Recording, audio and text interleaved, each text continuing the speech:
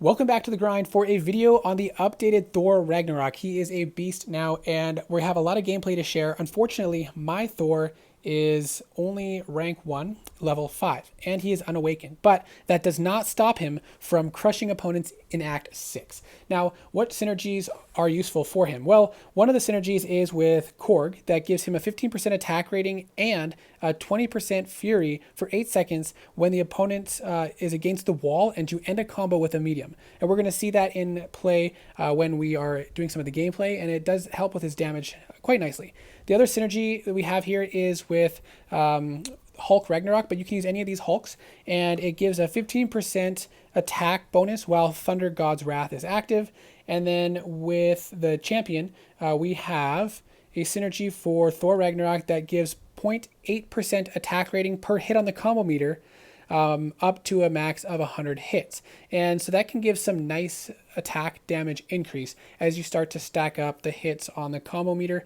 And so definitely a nice synergy to have. Now the next one you can use, there is options. You can bring whatever champion you need for the quest. You can use Proxima if you have higher ranked Thor Ragnarok, that it'll be helpful to have Proxima because you can access your Thunder God's Wrath more quickly.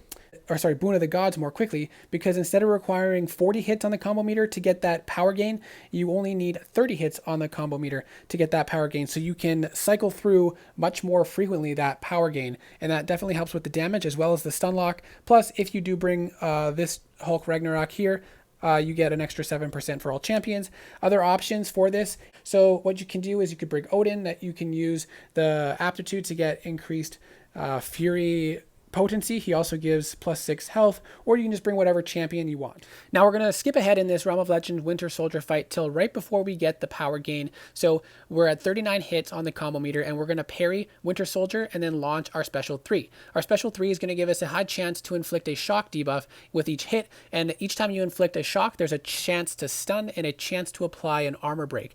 And when you stun the opponent while an armor break is active, you get additional burst damage. Now, if you are awakened, you get even more damage after throwing off the special 3, and also the shocks will have ability accuracy reduction, which will be nice as well. So the awakened ability is definitely very useful. Now that we're above 40 hits on the combo meter, our special ones have guaranteed stun. And I don't know if you noticed, but that one hit did 20,000 burst damage, actually twice in a row with that special one. We're getting 20,000 burst damage from that because we have Thunder God's Wrath active, and we're inflicting a shock and a stun while there is an armor break active. So we're getting some nice burst damage on all of these hits, and we're triggering power gain again right at the right time before we're about to run out of power, and that allows us to continue the cycle with an infinite stun lock in the corner, and we're getting some really nice damage on this. Now Thunder God's Wrath has expired, so we're stuck with the lower damage now, but we can continue our stun lock cycle. Now unfortunately, because I have not leveled up Thor yet, I am not able to deplete the entire health pool of Winter Soldier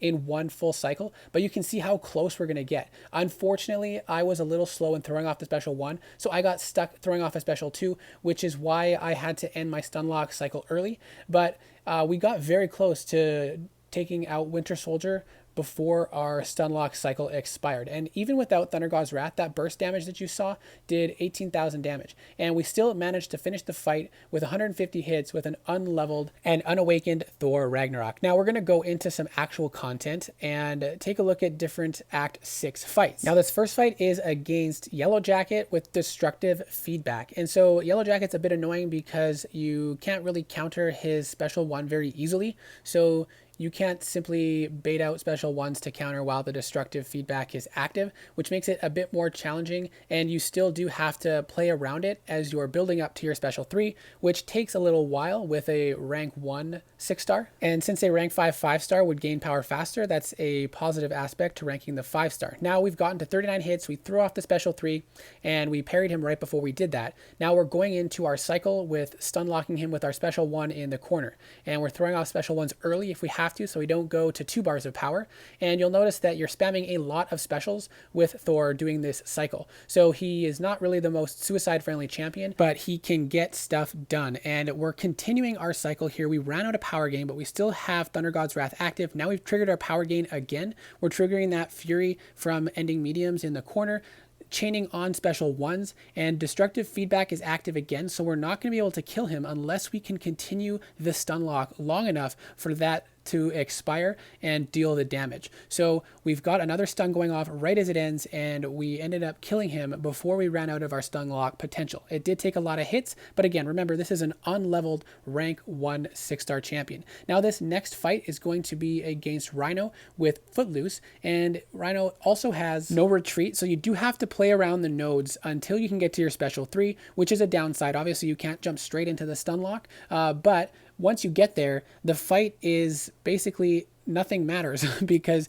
if you can stun the opponent and apply debuffs, then you can lock them in the corner. As long as you have enough damage to get through the whole health pool until you run out of power, then you can continue this cycle and ignore all the other nodes. It's basically almost as good as perfect power control because they can't throw specials if they are always stunned. Now, I did mess up a couple times with the no retreat node, and I decided to just parry and trigger or throw off my special 3 a little bit early instead of those 2 extra hits. But now that we're throwing off our special 3, we no longer have to worry about no retreat or Footloose. We can just continue to spam specials in the corner, and the damage that you deal even with an unleveled up rank 1 unawakened Thor, we're seeing some nice damage with all those shocks ticking away, the burst damage after each time we throw the special 1, and even some of the basic combo hits are dealing a lot of damage. We're getting lots of crits and continuing this stun lock. Now we are out of power gain yet again, but we're getting close to 80 hits. Now we've triggered power gain one more time, and we can continue the stun lock, throwing off special 1s early if we have to, so that we don't go over to 2 bars of power and risk ending our combo. And we actually were able to take him down before Thunder God's Wrath expired in about 100 hits, just under 100 hits with the class advantage. Now we have another fight. I'm skipping ahead to the special 3 again to save time, but this one has the nodes Pleasure to Burn and whatever the node combination is, where you hit into them and you can trigger incinerates, but you have to have an incinerate active to deal a good amount of damage. And now that we've gone over 40 hits, we are now triggering our power gain yet again, and we're continuing this stun lock. It's a very repetitive and simple rotation. Again, when you're running out of the power gain, you want to go after your special 1 with a medium medium, and then a medium light light light medium into your special 1. Now if you do notice that you get lucky and trigger a stun mid combo, you can end your combo and then restart another combo, which will allow you to get more power, but that is very RNG dependent and not something to be relied on. So after your special 1, you typically just want to go medium medium and then another combo, medium light light light medium. And that fight ended in 80 hits. Now this one is against Luke Cage with Rage. Now the main thing about Luke Cage is you can't get around his indestructibility unless Thor is awakened. Then you could bypass it, but unawakened you cannot. So that means valuable time and damage is going to be lost when he goes indestructible. And I wanted to see if my unawakened, unranked up Thor could do enough damage between the windows of indestructibility to get him down, but unfortunately I ran out of power and I could not continue my stun lock long enough to take him down. Now this is a similar situation where there was regen in this fight that I could not quite out damage, but I did manage to continue the stun lock well over 150 hits, which means I might have been able to do it against the Luke Cage fight because I did not get that high on the combo meter, and unfortunately because of recoil I ended up dying at just about 170 hits. So Thor Ragnarok is no longer just a prestige champ. He is an amazing champ to use on offense as well, and you can use him unawakened and still get a ton of damage out of him, but he does benefit a lot from the awakened ability. So any fight that you're able to stun and shock the opponent and preferably armor break them as well as being able to get to a special 3 and have normal power gain, you can use Thor to pretty much bypass any difficult node combination or champion, as long as you can first get up to a special 3 and then parry the opponent. Now of course there's going to be situations where he's not ideal, but you can tell from several of the paths I just demonstrated in Act 6 with a very under-leveled champion, he can be good for a lot of different scenarios. So I hope you enjoyed this video. I had a lot of fun making it. Let me know what your thoughts are in the comment section below, and I hope to see you in the next video.